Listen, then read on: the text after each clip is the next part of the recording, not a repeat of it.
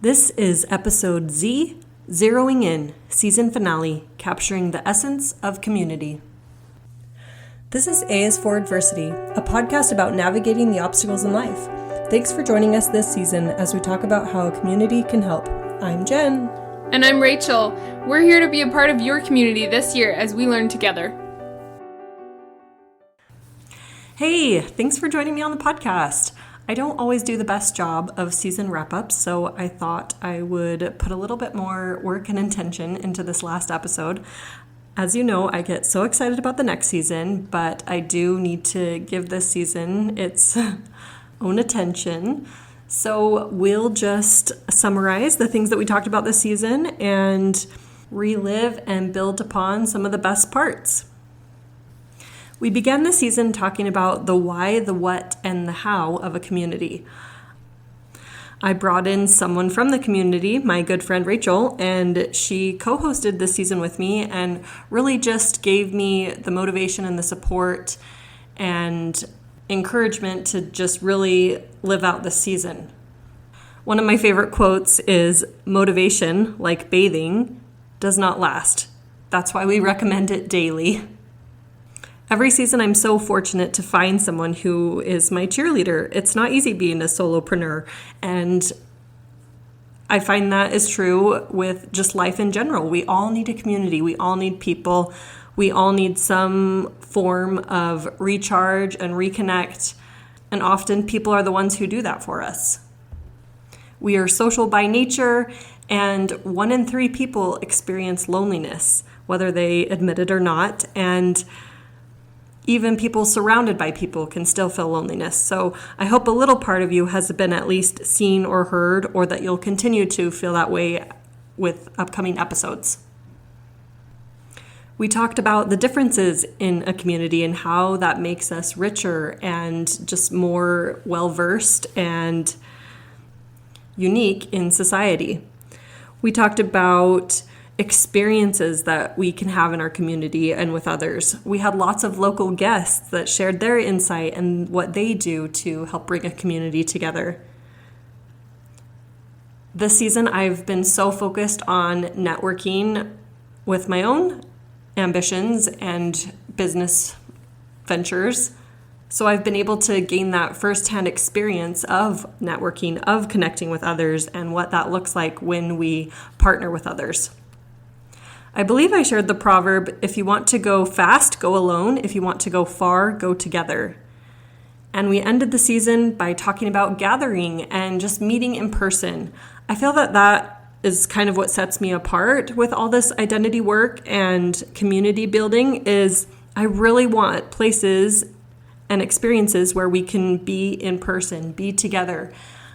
I, as well as many of you, probably feel the same, that gathering is just so much more meaningful after the pandemic and being separated for so long. Connecting online just isn't the same, and social media has gone from just a playful interaction to the way that people try and connect. And while it's a great substitute and is great for many different reasons, it cannot replace the joy and meaning and experience of connecting in person, face to face.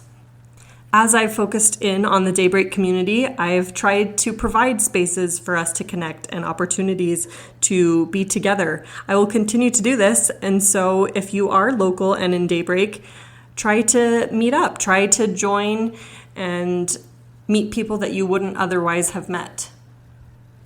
Lately, I've been focusing on the word essence, and I really just love the connotation there.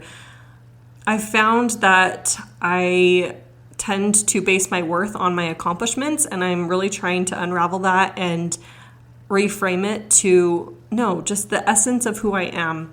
What I bring to the world is valuable. It's enough. It's the only part I can uniquely share with others.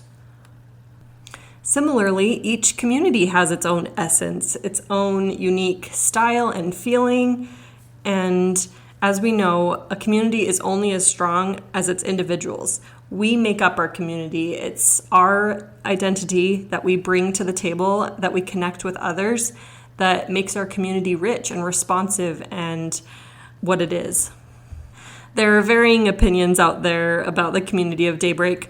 I didn't necessarily love it before I moved in. I thought it was kind of interesting or hoity-toity, and now that I live here, I love it. I don't want to leave. I plan to find another house within Daybreak, and other members of Daybreak feel the same. There's a place for anyone who wants to join, and we really take care of each other and embrace one another and accept one another. And I hope you have communities that are the same, whether it's locally or related to an interest group of yours. I've found that a lot of people are busy, and if you already have a community that you're busy in, that's great. Continue to thrive there. I will continue to provide my community that I've curated, the Sunshine Community, for anyone who wants to join. This is specifically helpful for out-of-state transplants that are new to Utah or new to the Daybreak area, and we meet and we connect and we get to know other people, friends of friends, and it's just a really great way to get involved in the community. I feel like it's almost the hands-on application of a podcast, because on a podcast I meet with various groups and you get to know them through the podcast, but I get to meet with them in person with the Sunshine Community, and I bring experts to the group to share what they know, or we get together and experience something, and that shared experience is what makes it meaningful. I specifically love what one woman shared with me about the Sunshine Community. She said, "I feel like these get-togethers are healing a part of myself that has been dormant since I had my baby. It's so refreshing to be around women with all sorts of ages and experiences." And I love that she used the word dormant, because you've probably seen my plant motifs and connecting it to light. I just love the visual that at its own time and place, we're able to resurface and rekindle that light within us and reach for the light and work on that identity part of ourself that sometimes gets buried or lost within motherhood. And it's not specific to motherhood necessarily. I know some fathers who feel that way too, but being a mother myself, that's the area where I connect most and relate with.